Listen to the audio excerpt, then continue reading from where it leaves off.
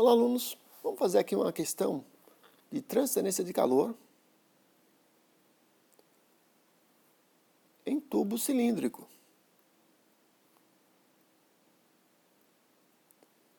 Veja que eu tenho um tubo aí, e esse tubo transporta um fluido que está a temperatura de 50 graus Celsius. O comprimento desse tubo é de 4 metros. E a espessura da paredezinha aqui, ó, essa espessura aqui, ó, é de 3 centímetros, né? É um tubo de aço que tem aí uma condutividade térmica de 60 watts por metro grau Celsius. O diâmetro externo desse tubo é de 20 centímetros. Bom, fazendo as contas aí você consegue descobrir então que o raio 2, que é o raio externo, eu tenho dois raios aí, né? Eu tenho o raio, esse raiozinho menor, e eu tenho o raio maior.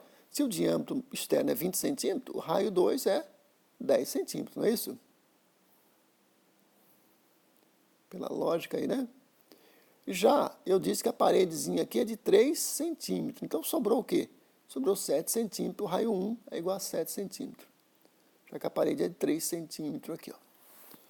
Bom, aí esse tubo, ele está passando aí num ambiente com ar a 20 graus Celsius e coeficiente de convecção de 20 watts por metro quadrado grau Celsius. Vamos ignorar que exista radiação envolvida no processo e que todo o calor que sai pelo tubo aqui por condução é dissipado pela convecção. Nesse caso, eu preciso de duas informações. Qual a taxa de calor perdido para o ambiente e qual o valor do T2. T2 é a temperatura superficial aqui do meu cilindro, da parte externa dele, ok? Temos todos os dados, vamos então resolver essa questão. Bom, primeira coisa, então, lembrar que a temperatura interna do fluido é 50 graus Celsius. Eu vou fazer uma hipótese aqui, uma hipótese simplificativa. Há exercícios que não fazem essa hipótese, e aí que tem que calcular aí por meio do coeficiente de convecção interna, mas eu vou supor, como eu tenho um aço aí, e que toda a água está em contato aí com esse tubo de aço, que a temperatura 1 aqui nesse ponto é de 50 graus. Ou seja, a T1 é igual à própria temperatura do fluido. É uma hipótese razoável aí. Se você não usar essa hipótese, você vai ter que descobrir aí a temperatura dessa superfície aí do tubo, usando a convecção, né? A resistência de convecção. Bom, o que acontece, como eu disse, que todo o calor aqui de dentro, ele vai sair radialmente assim, ó. Vai tentar sair. Então, ele vai ter que atravessar essa parede por condução. Então, tem uma parte de condução, e quando ele chega ali na superfície aqui, que eu tenho T2, eu tenho convecção. Ele vai sair por convecção. Então, T1 é maior que T2, não é isso? Então, fazemos o seguinte, ó, a gente pode representar esse circuito como um circuito elétrico equivalente. Circuito elétrico, ó.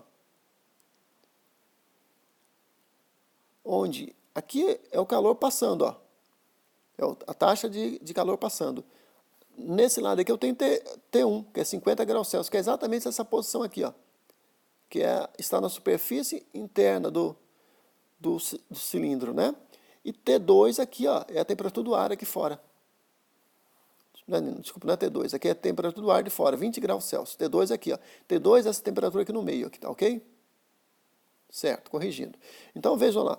Qual a resistência que eu tenho aqui? Eu tenho uma resistência chamada aqui, ó, a primeira resistência é de condução e a segunda é de convecção. Olha como é que elas são escritas. Logaritmo natural de R2 sobre R1 dividido por 2π, aqui é K, que é a condutividade térmica do aço, e o L, que é o comprimento do tubo cilíndrico. E a convecção é 2πr2. O que é 2πr2, gente? Na verdade, isso aí é a área da superfície externa do cilindro. Por quê? Porque 2π é o perímetro de um cilindro, não é isso? Ó? Isso é um perímetro, 2π. Né? 2πr, quer dizer, 2πr2 é esse perímetro aqui, ó. 2πr2, ó. Que é πd, né? É o perímetro. Vezes, quando eu multiplico por L, eu tenho, na verdade, a área, né? É uma área, essa área de fora aqui, ó. Toda essa área de contato com o ar. Ou seja, eu preciso dessa área de contato, né? Que é 2πr2 vezes L. E aí tem a taxa de transferência de calor por convecção aí também, ó. Então, de novo, todo calor de condução é dissipado pela convecção.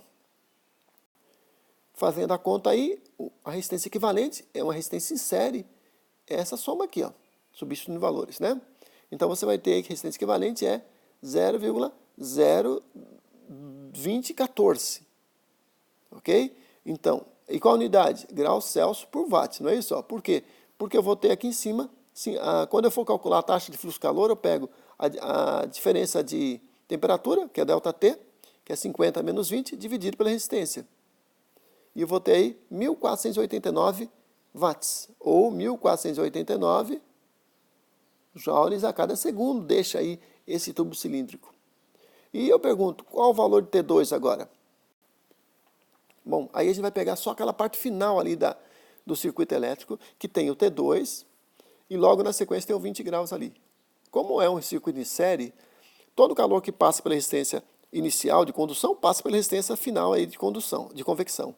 Logo eu tenho aqui uma resistência de convecção, que foi calculada anteriormente ali como sendo 0,0199 graus Celsius por watt, a unidade, claro. E aí a gente vai fazer o seguinte, lembrando que a taxa de calor trocado é ΔT sobre resistência de convecção. Logo, nós temos esse valor aqui, que é igual, que já conhecido, 1.489. Então, ΔT vai ser, passa esse para lá, né? Multiplicando. Então, fica 29,63 graus Celsius. Essa é a ΔT. Então, se eu sei que a T2 ali, ó, T2 é 20 graus, a gente descobre, então, que a T2... Eu quero T2, né, gente? Por favor, né? Eu quero T2 aqui. Eu sei que 20 graus é a temperatura essa temperatura aqui da superfície externa, né? Fazendo a conta e substituindo, vejam que eu coloco o ΔT aqui, ó, que é 29 aqui, né? Fica então 29,63, esse menos 20 vai para lá, né? Fica mais 20, dá igual a T2 aqui, ó, dá 49,63 graus. Eu quero que vocês percebam uma coisa, ó. A temperatura de dentro aqui é 50 graus, ó, do fluido ali. Mas como eu estou trabalhando com o aço, e o aço tem uma quantidade térmica muito grande, a temperatura de superfície aqui é praticamente a temperatura de dentro. Ou seja, essas duas faces aqui estão muito próximas à temperatura. Por quê? Porque todo o calor que chega na superfície interna do cilindro acaba indo rapidamente para o exterior. Ou seja, acaba tendo uma comunicação muito grande entre os dois lados, o lado de dentro aqui e o lado de fora. De tal forma que a temperatura da parte do cilindro de fora é muito próxima da temperatura de dentro.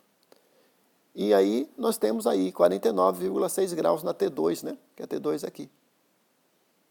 Ok? É isso, espero que tenham entendido e até a próxima aula.